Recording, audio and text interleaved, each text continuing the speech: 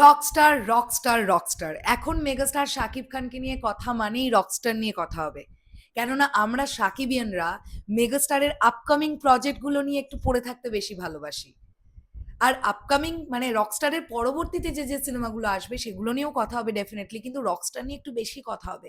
কারণ কুরবানি ঈদ আসতে আর ১.৫ মাস মতন বাকি আছে। রকস্টার ফুল ফ্রেজে শুট করছে। দুর্দান্তভাবে শুটিং এগোচ্ছে। এখন এই ভিডিওতে দারুণ একটা শুটিং আপডেট তো দেবই, কিন্তু তার আগে তোমাদেরকে বলতে চাই, ডিরেক্টর আজমান রুশোর ভাষ্যমতে রকস্টার হতে যাচ্ছে একেবারে কমপ্লিটলি একটা মৌলিক গল্পের সিনেমা।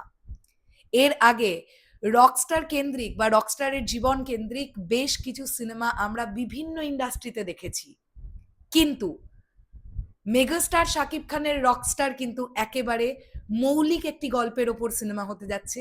একজন রকস্টারের জীবন কাহিনী বলবে এই সিনেমা, এমনটাই উঠে আসছে ডিরেক্টর আজমান রুশোর কথা অনুযায়ী।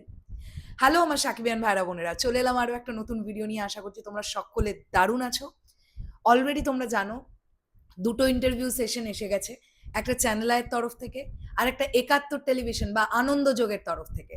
সো আনন্দ যোগের ইন্টারভিউটা চ্যানেল আয়ের তুলনাতেও একটু বড়, ১৩ মিনিট সামথিং ইন্টারভিউ, এবং সেখানে আজমান রুশো আর একটু এলাবোরেটলি কথা বলেছেন আমরা শুনতে পেয়েছি।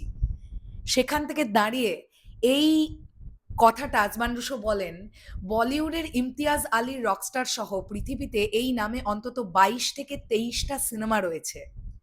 আমাদের সিনেমার নামও রকস্টার, তবে অন্য কোনো সিনেমার সাথে আমাদের এই সিনেমার কোনো সম্পৃক্ততা নেই। তার মানে আমরা এখান থেকেই বুঝে উঠতে পারছি খুব ইজিলি যে রকস্টারের গল্পটা একেবারে মৌলিক একটা গল্পের ওপর সিনেমা হতে যাচ্ছে, যেটা কিন্তু আজকের ডেটে দাঁড়িয়ে প্রচণ্ড দরকার। আমরা যদি বলিউডে একটুখানি তাকাই, সেক্ষেত্রে রকস্টার কেন্দ্রিক যদি আমরা গান সিনেমা একটুখানি ভাবি, তাহলে এক অচিলেই আমাদের দুটো সিনেমার নাম আসবে। এক হচ্ছে আশিকি 2, সেকেন্ড হচ্ছে সাইয়ারা। কিন্তু দুটো সিনেমার গল্প কিন্তু আলাদা ছিল, যে কারণে দর্শক কিন্তু নিয়েছিল দুটো সিনেমাকেই। সো মৌলিক গল্পের ওপর সিনেমা হওয়াটা খুব জরুরি, কারণ আজকের ডেটে দাঁড়িয়ে ক্রিটিক্সরা বসেই থাকে কপির অ্যালিগেশন দেবে বলে। তাই সেখান থেকে রকস্টার টিম নিজেদেরকে বাঁচিয়ে রাখুক, এটাই আমাদের চাওয়া থাকবে। বাই দ্য ওয়ে, এবার শুটিং আপডেটটা তোমাদের দিয়ে দিই। জানতে পারা যাচ্ছে আজকেও নাকি রকস্টার টিম একটি গানের শুট করছে। ইয়েস, তবে সেটা কোন গান? কনসার্টেরই কোনো গান, নাকি রোম্যান্টিক গান, নাকি অন্য কোনো গান, সেটা এখন জানতে পারা যাচ্ছে না। তবে জানতে পারা যাচ্ছে আজকেও রকস্টার টিম একটি গানের শুটই করেছে বা করছে। এফডিসিতে সেট ফেলে দুর্দান্তভাবে কাজ করছে রকস্টার টিম, এবং এটা ভাবার কিন্তু কিচ্ছু নেই যে শুধুমাত্র এফডিসিতে শ্যুট হবে। বাংলাদেশের বিভিন্ন রিয়েল লোকেশনে মনোমুগ্ধকর পরিবেশে রকস্টার টিম শ্যুট করবে।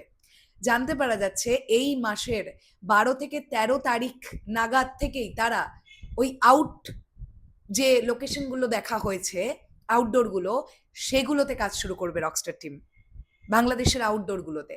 সো দেখা যাক কি হয়। তো যে আপডেট পেয়েছিলাম সে আপডেট তোমাদের দিয়ে দিলাম। কেমন লাগলো ভিডিওটা অবশ্যই কমেন্ট সেকশনে জানিও, আর রকস্টার নিয়ে তোমরা কতটা আশাবাদী সেটাও কমেন্ট করে জানাতে ভুলো না। টাটা।